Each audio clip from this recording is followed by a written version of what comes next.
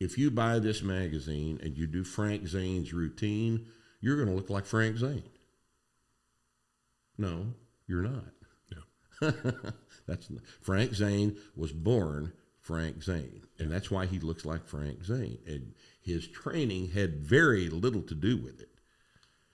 And, to the extent that Dorian Yates' training had something to do with his success, it was because the fucking guy was benching sets of 6 and 7 reps with over 500 pounds. Yeah. Incline benching. Yeah. And he trained in such a style that, like, I don't believe very many people could train. I mean, No. He was a guy could recover from a whole bunch of times. But he also wasn't a junk volume guy. Whereas you look at like Arnold. I mean, we had Jay Cutler on the podcast. You know what he did? 4 sets of 12. Oh, God. That was it.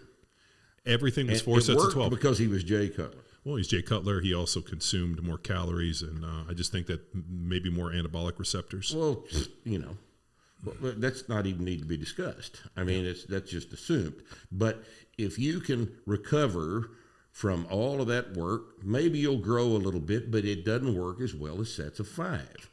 And Ronnie and Dorian showed you that. Yeah.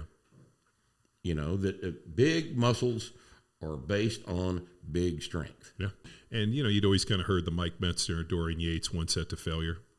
I had, and you're like, how are these guys getting this big off of these 30, 45-minute workouts? And then you're watching Blood and Guts.